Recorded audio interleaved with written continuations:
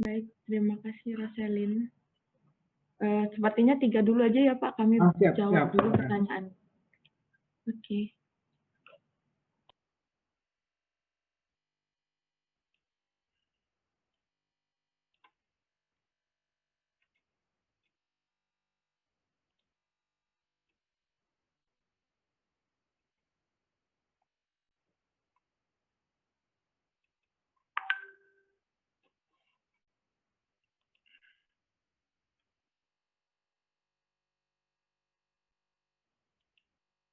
Hari ini sekalian ada ini ya, wisuda ya? Stan ya? Benar, Iya Pak. Pak, hari ini wisuda Pak. Oh. Iya, Pak. Bisa dilihat di live, Pak. Sama diramaikan Twitter, Pak. Twitter ya. Iya, Pak. Pakai Twitter hashtag ya. wisuda PKN Stan 2020. Asik. Mbak Permata, sorry, tadi di mana fotonya? Kok saya belum nyampe ya? Oh iya Pak, benar. Saya kirimkan dulu ya Pak. Oke, siap-siap. Monggo silakan teman-teman di kelompok 3 mau jawab silakan. Nanti saya tambahkan juga. Baik, Pak. Sepertinya kami akan menjawab pertanyaan Rahma, Pak, yang dijawab oleh Dava. Oke, siap. Ya, izin Pak, izin menjawab pertanyaan dari Rahma. Apakah konsep input, activity, output juga dapat diterapkan di perusahaan dagang atau jasa ya? Nah, di sini jawaban saya, proses bisnis itu berupa input, activity, output itu fleksibel. Ya, misalkan di perusahaan dagang ya, menurut saya ada input, activity, dan output. Misalnya, inputnya adalah pembelian barang, ya di sini berupa price quotation yang akan menjadi purchase order atau pesanan pembelian. Lalu juga ada tenaga kerja yang mengurusi semua itu, juga ada ahli dan utilitas, seperti pabrik dan kawan-kawannya. Nah, lalu aktivitinya adalah adanya penyimpanan dan perawatan barang selama di gudang tersebut. Nah, juga ada pengiriman barangnya sehingga sampai ke konsumen, lalu outputnya adalah penjualan barang tersebut. Ya, setelah keluar dari pabrik, maka akan menjadi menghasilkan self revenue bagi pabrik.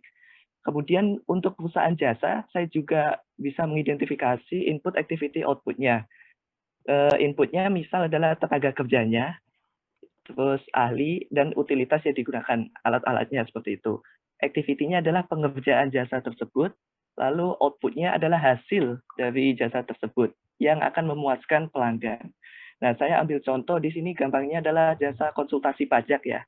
Di sini ada jasa isi SPT misal. Nah, inputnya berarti kan ada konsultan pajak, nah terus ada permintaan pelanggannya, data-data laporan keuangan, lalu ada laptop yang digunakan, dan adanya utilitas seperti listrik. Nah, lalu activity-nya adalah konsultan pajak akan menganalisis dan memeriksa laporan keuangan, kemudian menuangkannya dengan mengisi SPT.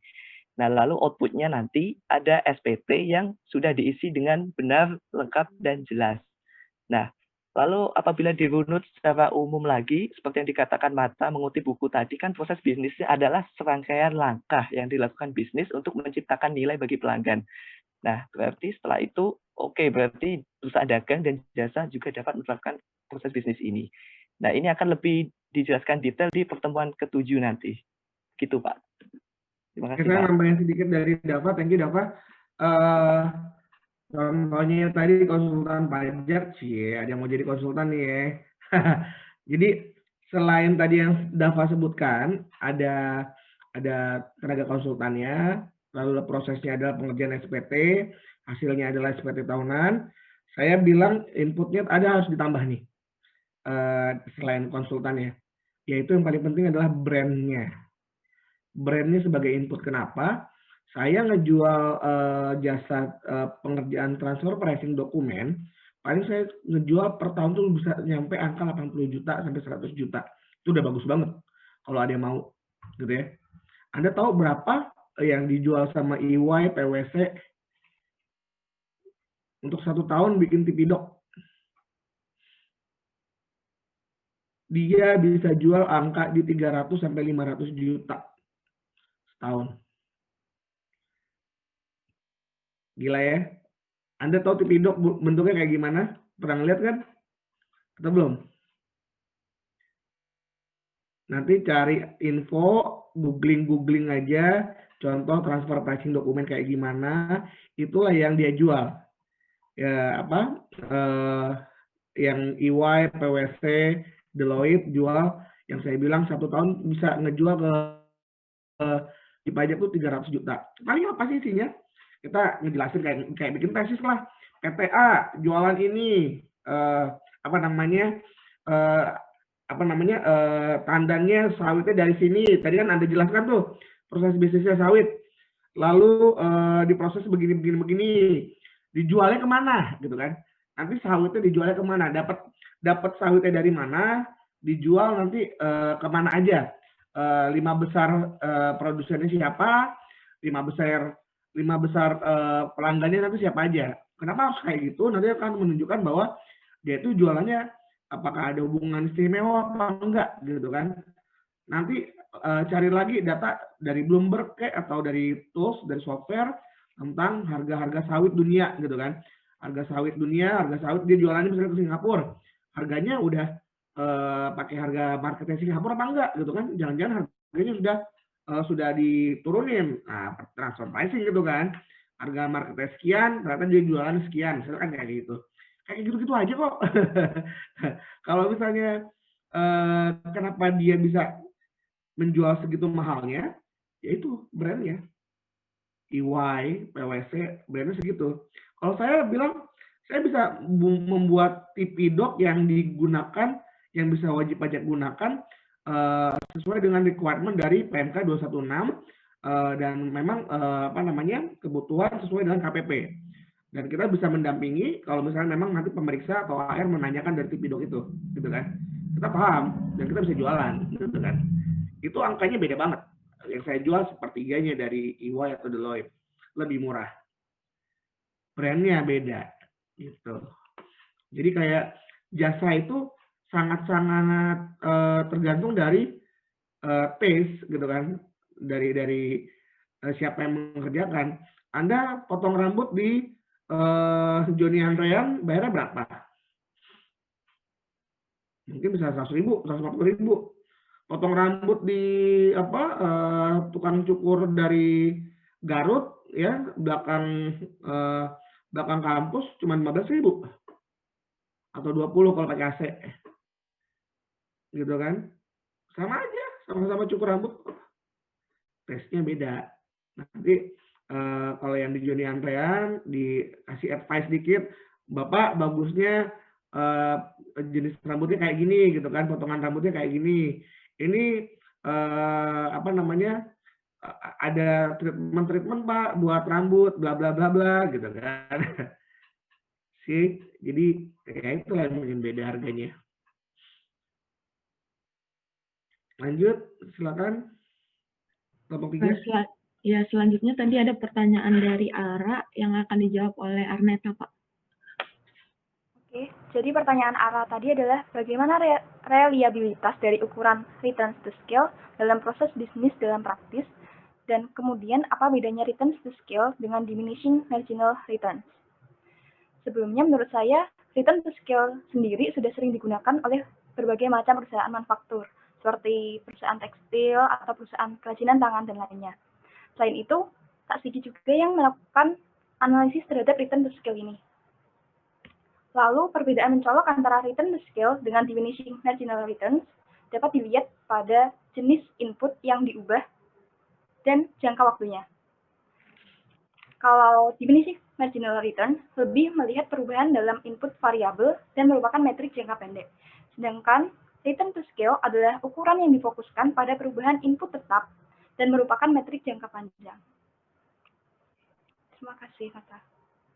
Oke, diminishing marginal of return itu kayak kita mengukur tingkat kepuasan dari ini ya, orang minum sari kelapa gitu kan. Minuman pertama, yang itu bukan sih? Iya, yang itu Pak. Gitu kan. Kalau dia minum pertama puasnya tingkat kepuasannya 9 gitu kan. Dahaganya hilang. Nanti kalau misalnya minum kedua kali makin kembung dia kan. Ausnya udah hilang, dia makin kembung gitu kan. Dia minum 3 gelas udah selesai gitu kan. Kayak gitu toh. Iya, Pak. Nah, kalau kalau kita ngomongin yang ini, yang skala produksi, ternyata ada nih skala produksi di mana kalau kita meningkatkan skala produksi, bukannya dia meningkatkan hasil, tetapi malah di titik-titik tertentu dia bisa jadi konstan penambahan itunya hasilnya, atau bisa jadi turun gitu kan. Sorry, lanjut dulu. Silakan.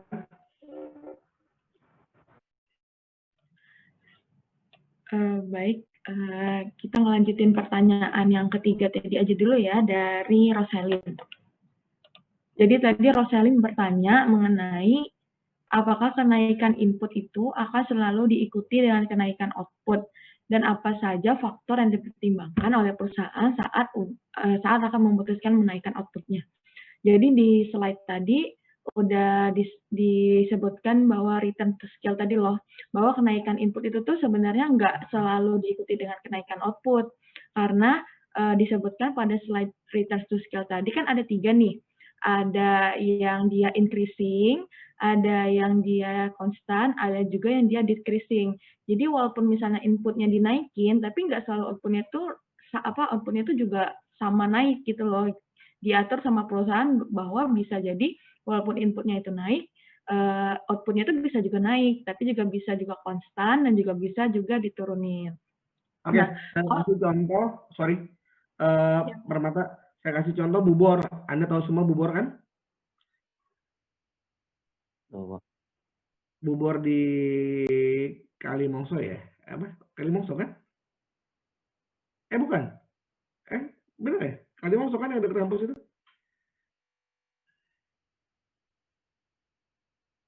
Betul ya?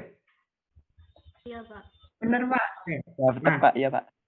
Bubor, misalnya asumsi kita dia saking banyaknya mahasiswa makan di sana, dia akhirnya memutuskan untuk menambah juru masaknya, gitu ya. Juru masaknya ditambah dengan juga dia nambah bahan-bahan baku gitu ya untuk dimasak, tempe segala macam gitu kan. Nah, untuk dia masak pertama kali dengan permintaan dari mahasiswa yang biasanya dia layani 500 mahasiswa, juru masaknya ditambah, sekarang dia bisa melayani 600 orang mahasiswa gitu kan. Berarti increasing scale kan. Nah, karena dia ngerasa bahwa dia untung, akhirnya dia tambah lagi juru masak baru nih. Juru masak ketiga sekarang. Kan tadi dia udah punya 1, dia tambah jadi 2, kan juru masak 3. Ternyata dengan juru masak 3 yang dia layanin tetap 600 gitu kan. Karena mungkin kompornya cuma 2 gitu kan, atau mungkin yang dimasak itu memang banyak dan butuh banyak persiapan dari dapurnya, atau bisa jadi nanti di dapur saking berantakannya butuh ada orang-orang yang ngebantu juga nyuci piring gitu kan. Nah, itu udah mulai konstan tuh. Nah, begitu dia nambah lagi tenaga, lagi baik juru masak atau orang yang melayani di dapur gitu, 1 orang, ternyata yang dilayani juga tetap 600 orang mahasiswa gitu kan. Jadi ini tanda-tanda bahwa dia sudah mulai return of scale udah mulai turun gitu kan. Dengan penambahan orang pun yang dia dapatkan juga segitu juga gitu kan. Kok bisa begitu? Bisa, karena memang makin bisnis itu complicated, makin butuh banyak orang gitu kan.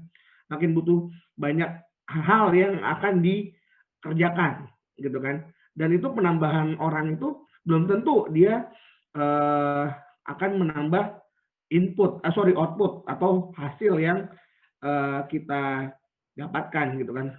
Belum tentu cuan lah gitu ya. Belum tentu cuan dengan penambahan sumber daya atau bahan-bahan baku tadi gitu kan. Ada momen di mana bisnis tuh kayak gitu. Kayak contohnya kita bisnis di bidang pariwisata gitu kan, atau hotel kemarin. Dengan adanya kita concern ke public relation, kalau misalnya ada netizen yang julid, kita balasin satu-satu gitu ya. yang ada komen-komen jelek di Traveloka, di tiket.com, kita balasin satu-satu, belum tentu nambah ke peningkatan omset bagi hotelnya gitu kan. Jadi tetap aja itu budget keluar kan buat menambahan si orang PR tadi kan, tapi belum tentu nambah ke omset gitu. Itu udah mulai tanda-tanda scale bisnisnya udah mulai turun seperti itu. Itu by nature memang ada. Melanjutkan pertanyaan tadi, dia juga nanya Pak mengenai faktor-faktor pertimbangan oleh perusahaan untuk menaikkan output itu apa. Nah, jadi kalau untuk jawaban kelompok kami, itu bisa dilihat dari bagaimana input dari sisi perusahaan dan juga dari sisi pasarnya. Kalau dari sisi perusahaan, seperti yang Bapak bilang tadi kan, contohnya ada penaikan di yang tukang masaknya, itu kan ada labor. Nah, itu balik ke fungsi produksi tadi, ada bisa dinaikkan capitalnya, bisa naikin labornya, bisa naikin source-nya ataupun teknologinya. Nah, kalau untuk dari sisi pasar, nah tentu perusahaan itu bakal ngelihat dari permintaan pasarnya nih. Nah, kayak kata Bapak tadi, walaupun dia udah naikin juru masaknya, tapi permintaan pasarnya dikit, berarti kan output-nya yang dihasilkan juga tetap dikit kan. Nah, oleh karena itu permintaan pasar itu juga penting untuk pertimbangan kenaikan output yang dihasilkan oleh perusahaan. Gitu jawaban kamu. Ya, thank you. Jadi memang kalau misalnya pertimbangan kita mau ekspansi atau menambah input gitu ya, pasti ya tergantung dari market nih. Marketnya lagi bagus apa enggak gitu kan. Kalau sekarang lagi COVID semuanya tends to be slowing down gitu kan. Semua bisnis rata-rata sekarang lagi ya survival mode lah gitu ya. Siapa bertahan aja gitu kan sekarang. Karena demand-nya emang lagi nggak ada semua. Jadi Anda lihat kalau Anda ke mall sekarang, semua mall lagi pada diskon kan. Wih, yang punya duit mah lagi enak banget sekarang. Diskon 70%, ya 50% diskon, 50 tambah lagi kalau pakai BCA tambah 10% lagi. Kenapa kayak gitu? Ya Kak, tanda-tanda nggak ada demand. Kan Bu Sri udah bilang katanya kita udah masuk ke krisis kan? Udah masuk ke resesi. Tanda-tanda resesi apa? Ya nggak banyak permintaan pasar gitu kan. Dan juga teman-teman kalau bisa lihat jalanan di Jakarta nggak cuman karena PSBB gitu ya, karena memang udah mulai banyak di layoff pegawai, udah mulai banyak yang diberhentikan, makanya nggak serame dulu, transaksi itu nggak serame dulu gitu. Jadi market ya pengaruh banget kalau ke kenapa kita mempertimbangkan, kita sebagai entrepreneur mempertimbangkan kita mau ekspansi kah atau mau slowing down dulu, yaitu baca dulu marketnya. Next, silakan. Apakah ada pertanyaan lagi teman-teman?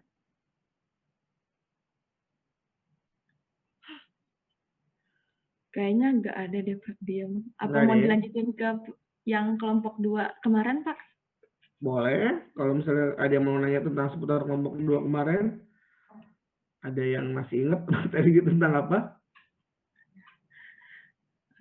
Apakah ada yang mau bertanya mengenai yang kelompok 2 kemarin? Jika ada, kami tutup presentasinya dan kami lanjutkan ke kelompok 2. Apakah ada? Ada, Pak. Oh ya udah, baik kalau ada. Baik, kalau ada, kami dari kelompok 3 mengucapkan terima kasih atas perhatian teman-teman sekalian. Semoga ilmunya bermanfaat. Assalamualaikum warahmatullahi wabarakatuh. Waalaikumsalam. Terima kasih kelompok 3.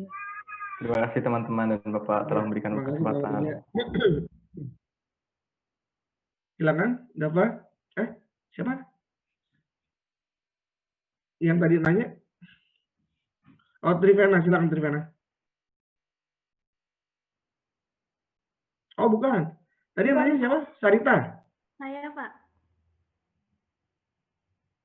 Iya, saya. Oke, silakan. Iya, sebentar, Pak.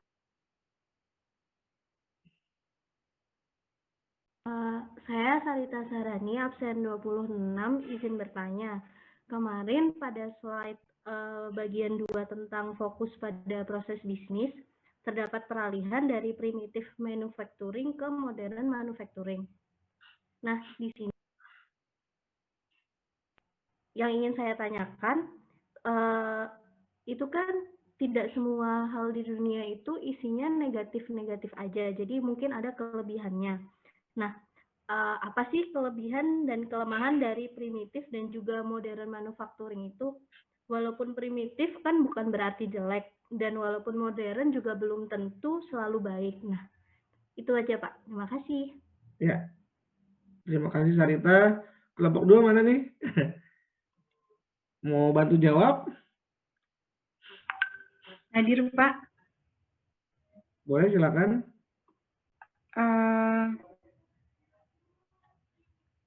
Mencoba menjawab pertanyaan dari Sarita.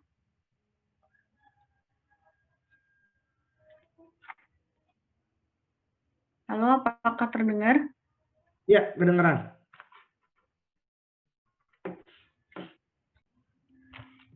Nah, untuk proses manufacturing primitif dan modern tersebut memang ada positif negatifnya. Nah, untuk proses manufacturing yang bersifat primitif tersebut, orang menjadi lebih terampil dalam mengerjakan banyak hal.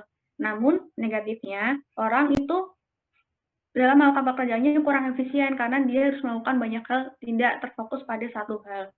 Sedangkan untuk modern manufacturing, karena pada model manufacturing pekerjaan dipecah menjadi bagian-bagian kecil, maka orang menjadi lebih ekspor mengerjakan bagiannya sendiri. Nah, dengan orang menjadi ekspor dalam melakukan pekerjaannya, maka proses produksi menjadi lebih efisien. Namun, teori Adam Smith juga memiliki dampak negatif. Nah, salah satunya itu ada masalah yang mungkin timbul dari pendivisian tenaga kerja yang secara nggak langsung akan memaksa pekerja untuk melakukan pekerjaan yang membosankan dan dilakukan terus-menerus. Mungkin itu saja jawaban dari kelompok kami. Oke, Ada pertanyaan lain? Saya tambahin sedikit, Wulan. Jadi yang namanya Iya, Pak. primitif bukan berarti jelek semua gitu kan. Yang namanya mempekerjakan sendiri mulai dari nol gitu ya. Ada sampai sekarang pun bahkan industri UMKM pun masih tergolong ke dalam produksi kalau tadi konsepnya primitif ya primitif gitu kan. Keunggulannya apa? Jelas dia akan lebih cita rasa manusianya akan lebih timbul gitu ya. Makanya jadi kalau misalnya Anda contoh nih industri tenun ya. Industri tenun pasti akan jauh lebih mahal tenunan manusia ya dibandingkan dengan tenun pakai mesin ATBM gitu ya. Tenunan dari Sumba, NTT gitu kan. Atau mungkin dari daerah mana nih? Tenun dari tapisnya Lampung kalau orang Lampung gitu kan. Atau kalau misalnya kita punya tenun dari daerah kebanyakan NTT sih ya. Yang kalau misalnya kita mau tahu yang mahal-mahal itu akan lebih mahal jauh dibandingkan dengan tenun yang ATBM punyanya si daerah mana tuh yang di Jawa Tengah tuh yang udah mulai pakai mesin. Nah, kenapa yang primitif lebih mahal? Karena tenunan manusia tuh pasti akan lebih lebih unik gitu ya. Dan buatan manusia itu pasti akan lebih beda lah, ada bisa beda rasanya lah sama mesin. Punya nilai lebih gitu ya, Pak? Iya. Value-nya pasti akan lebih dapat lah gitu. Nggak mungkin nanti coraknya sama semua. Kalau misalnya mesin kan corak ditentukan gitu kan. Sementara kalau kita nenun itu sesuai dengan cita rasa dari penenunnya sendiri kan gitu. Contoh lagi primitif adalah barista. Barista tuh masih primitif loh, dia masih bikin kopi, ngeracik segala macam gitu kan. Sama kopi saset ABC ya, itu kan yang udah modern. Lebih mahal mana? Kopinya barista atau saset? Barista. Kenapa? Karena Barista. cita rasanya, Pak, gitu kan. Tesnya beda kan gitu. Orang yang ngeracik, yang masak gitu kan itu pasti kan yang industri-industri primitif itu beda. makanan rumahan sama Anda bayangin dengan makanan catering di hotel yang udah skalanya besar. Enak mana? Enak makanan rumahan. Gitu kan. Apalagi Anda bandingin sama AW, sama sorry sama McD. Gitu kan. Ayam gorengnya pasti kan beda. Ayam goreng bikinan rumahan yang memang sudah layak jual ya. Dibandingin Anda dengan ayam goreng hotel, bandingin lagi Anda dengan ayam gorengnya McDonald. Anda pilih yang mana? Yang nomor 1 kalau saya. Ayam gorengnya produksi primitif rumahan yang diproduksi sendiri, belum modern, belum pakai alat-alat canggih gitu kan. Nah, beda sama alat-alat canggih tadi yang punya hotel. Oh, ayamnya bisa berpuluh-puluh ekor ayam bisa digoreng dalam satu waktu gitu kan. Rasanya gimana ya? Makanan hotel lah. Kalau Anda breakfast di hotel ya gitulah rasanya. Gitu kan. Oke. Kurang lebih keunggulannya seperti itu kalau primitif. Kalau tadi yang negatifnya ya nggak bisa banyak produksi jelas. Makanya itu yang membuat jadi mahal barangnya kan. Anda tenun satu tenunan dari Sumba gitu kan, satu tenunan dari Kupang. Kalau Anda tenun sendiri bisa sampai berbulan-bulan Anda tenun. Makanya wajar mahal. Ya kan? Satu kain itu mahal. Dibandingkan Anda pakai ATBM, alat tenun bukan manusia. Itu bisa 1 jam selesai. Gitu kan, dari bahan, benang, segala macam ditenun 1 jam selesai. Makanya lebih murah, gitu kan. Nah, jadi kalau pakai modern, pasti Anda bisa produksi lebih banyak, gitu kan, kualitasnya. Dan juga mungkin kelemahannya, tadi yang Wulan sampaikan, manusianya akan cenderung bosan, gitu ya. Karena manusianya bersifat klinikal saja di pekerjaannya. Klinikal. Nah, untuk menangani yang kasus manusianya bosan tadi, contohnya kayak sekarang nih, kalau misalnya kita di dunia kerja di KPP, Anda nanti sebelum jadi AR, Anda nanti akan dihadapkan, Anda mungkin diperbantukan di seksi pelayanan loh. Saya pernah waktu itu di seksi pelayanan, saya ngebantu bikin NPWP. Waktu itu memang lagi zamannya guru-guru tuh sertifikasi. Jadi semua guru tuh wajib punya NPWP. Bisa Anda bayangkan satu hari guru ada 50 orang bikin NPWP. Dan kerjaan tuh berulang. Clerical aja. Bosen nggak kira-kira? Bosen banget. Itu kayak mungkin anak SMA juga bisa gitu kan. Gitu. Jadi mungkin nanti ke depannya ya gimana solusinya ya Anda harus job desk-nya harus diturunkan nih sama kepala seksi gitu kan. Oh ya kayak gini, udah deh anak PKL aja gitu kan. Atau kalau nggak IT sekalian ditambah IT-nya. Dengan Anda moto KTP, suatu saat nanti ada alat gitu ya. Foto aja KTP-nya, langsung NPWP bisa keluar. Gitu. Bisa nggak? Kalau IT-nya DJP udah canggih, suatu saat ke depan bisa jadi kayak gitu. Nggak perlu lagi ngetik-ngetik satu-satu manual, nama, permata, alamat, jalan ke Daung gitu kan. Ini gitu kan. Pekerjaan segala macam. Misalnya sistemnya udah terintegrasi, nggak perlu lagi kita bikin kayak gitu. Nah, bosan seperti itu. Tapi kalau Anda jadi AR, salah satu menangkal kebosanannya adalah dengan mutasi, Pak. Pasti itu. Setiap 2 tahun sekali, 3 tahun sekali, pasti itu mutasi. Gitu kan. Jadi memang nggak mungkin Anda dari AR, gue bosen lah, gue mau pindah ke fungsional pemeriksa. Nggak bisa. Jadi kalau AR ya udah AR aja, sampai nanti Anda promosi mungkin jadi kepala seksi gitu kan. Dan promosi kan bisa sampai 5 tahun ke depan gitu kan. Atau 10 tahun dari AR baru jadi kasih gitu kan. Kan kita birokrasi agak rigid ya.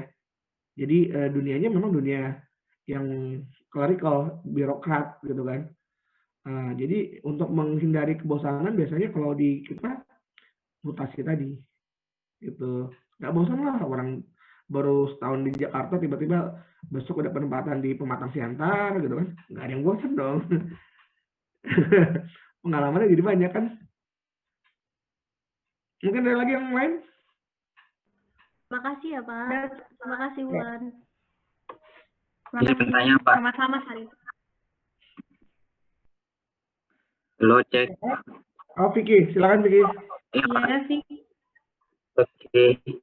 Perkenalkan, nama saya Vicky Alami, absen 9, namanya bisa lihat di sini. Jadi, ada pertanyaan untuk saudara-saudari di kelompok 2. Jadi, kelompok N2 ini sudah menjelaskan 4 pandangan proses bisnis. Yang pertama itu kan deterministic machine, yang kedua complex dynamic system, yang ketiga interacting feedback loop sama social control. Nah, dari keempat pandangan ini, pandangan mana yang mencerminkan proses bisnis pada organisasi pada umumnya? Terima kasih.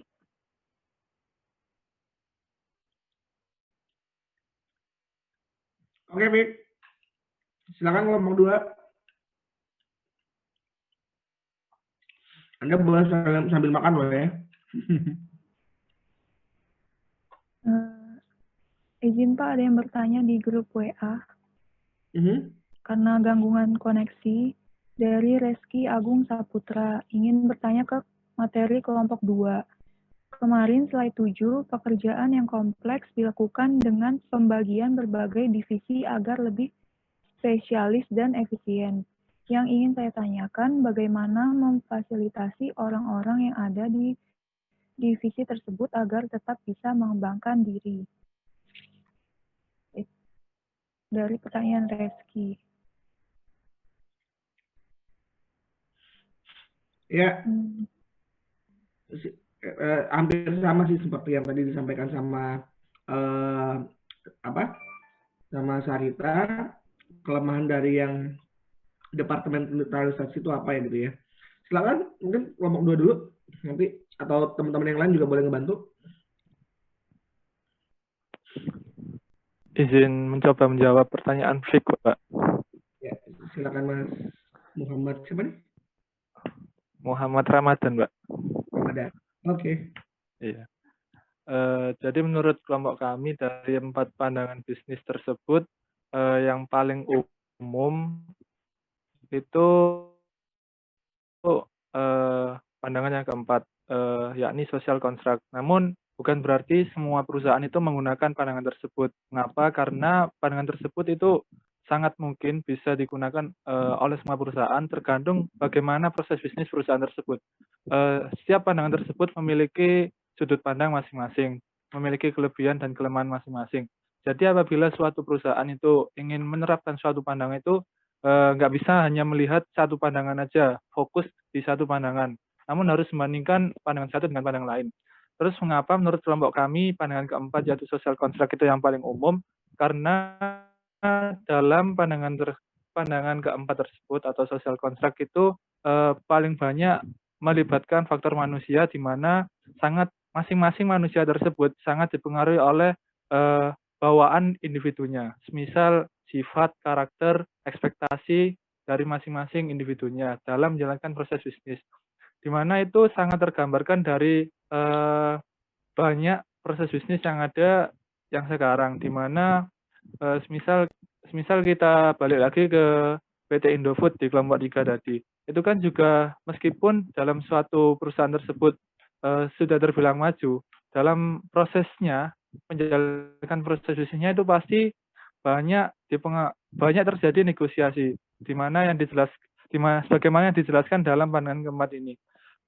Dari divisi HRD ada pandangan sekian, dari divisi marketing ada pandangan sekian. Jadi untuk mempertemukan banyak pendapat tersebut untuk menjadi suatu keputusan yang solid untuk memajukan suatu perusahaan itu harus memenuhi negosiasi. Begitupun juga ketika suatu perusahaan kecil yang kita sebut saja UMKM itu meskipun hanya dijalankan oleh satu orang, itu pasti preferensi dari satu orang tersebut bukan hanya satu, pasti membandingkan satu kepentingan dengan kepentingan yang lain.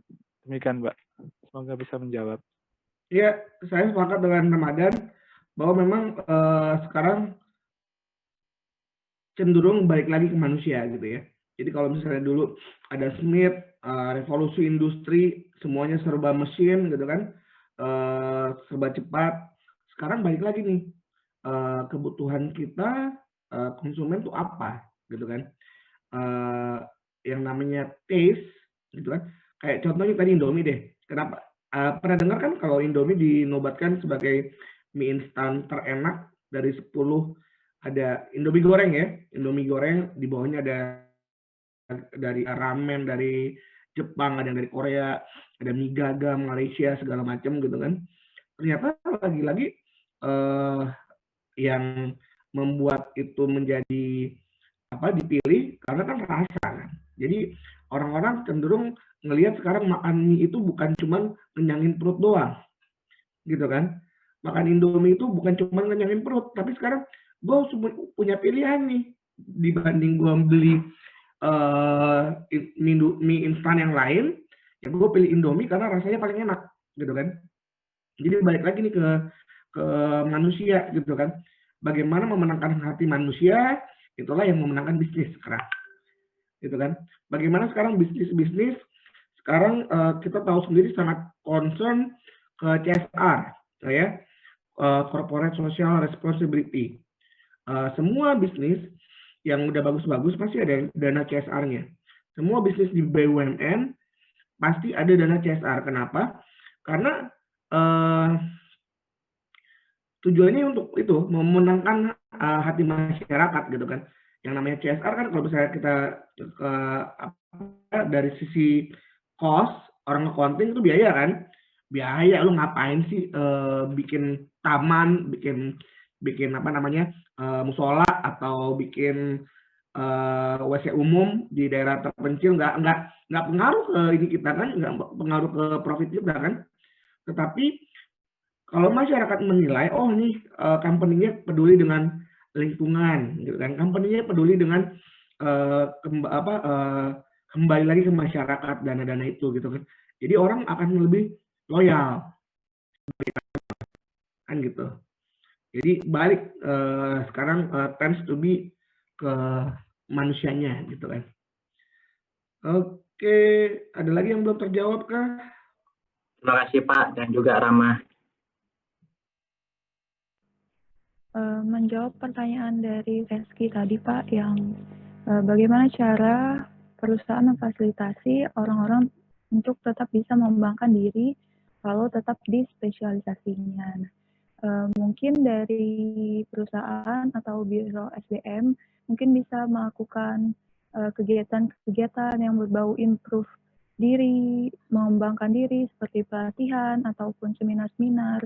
Dan perusahaan juga bisa menggali potensi dari karyawan-karyawannya melalui mungkin job enrichment dan job enlargement. Nah, job enlargement itu penambahan jumlah tugas yang berbeda dari tugas yang sudah diberikan. Nah, kalau job enrichment itu dia meningkatkan tingkat tanggung jawab pekerjaan dari pegawai di luar dari pekerjaannya. Nah, contohnya itu mendorong para pegawai untuk menyelesaikan pekerjaannya dengan menggunakan metode yang baru atau mendorong para pegawai untuk menguasai skill yang baru. Alasannya dilakukan job enrichment adalah dengan meningkatkan tanggung jawabnya, pegawai akan semakin terlibat dengan pekerjaannya yang nantinya akan meningkatkan juga kualitasnya. Iya, betul Anggi, sesuai dengan yang kita bahas di manajemen SDM gitu ya. Yang memang untuk solusi yang paling tepat itu. Tapi lagi-lagi kita belum tahu nih kalau misalnya di dunia birokrasi apakah memang bisa semudah itu dilaksanakan atau enggak gitu kan. Jadi yang kalau dulu saya yang alami ya memang kulturnya agak beda sih dibanding di luar. Yang namanya job enrichment, job enlargement tadi yang Anggi sampaikan, ya tergantung dari atasan lah ya. Atasannya nggak concern ke sana, ya udah nggak ada, gitu kan. Jadi ya Anda nanti bisa inilah cerita-cerita kayak gimana ntar ke depan. Iya, terima kasih Pak. Ya, silakan. Ada lagi yang lain? Apa masih ada yang ingin bertanya? Izin bertanya, saya Melani Rosamanalu absen 14, ingin bertanya ke kelompok 2. Jadi kemarin di PPT-nya ada dijelaskan bahwa ada namanya core business dan juga support business. Nah, jadi saya ingin bertanya, ketika misalnya di dalam suatu perusahaan manufaktur ada produk sampingan atau mungkin byproduct seperti misalnya kerosin dalam produksi bensin atau serbuk kayu dalam pengolahan kayu seperti itu, apakah kemudian produk sampingan ini bisa dikategorikan ke dalam core bisnis? Terima kasih.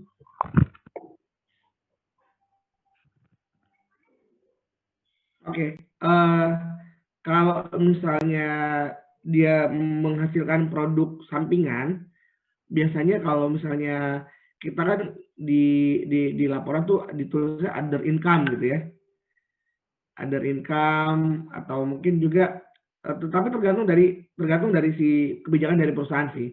Kalau misalnya perusahaan itu menganggap bahwa dia memproduksi A, B, C yang utama, tapi produksi D juga dianggap sebagai produksinya dia, ya berarti kan fungsi produksi itu menyatu, tetap di divisi produksi gitu kan, itu kan tetap core, ya kan, tetap core usaha gitu kan, itu nggak ada masalah. Jadi tergantung dari perusahaannya, dia mau menggolongkan seperti apa. Kalau misalnya saya pikir, walaupun dia hanya menjadikan itu produk sampingan, tetap dia menghasilkan kan bagi perusahaan kan, di bagian produksi gitu, tetap core. Beda kalau kita memang beda kalau kita memang benar-benar divisinya accounting, HR, PR, ya udah itu pasti backup. Mau accountingnya bikin laporan buat direksi atau accounting bikin laporan keuangan secara full, tetap backup.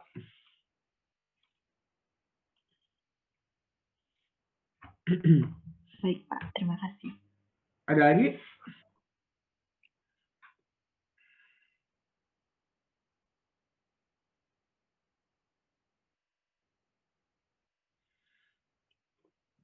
Kalau nggak ada, kita tutup aja kelompok 3, kelompok 2.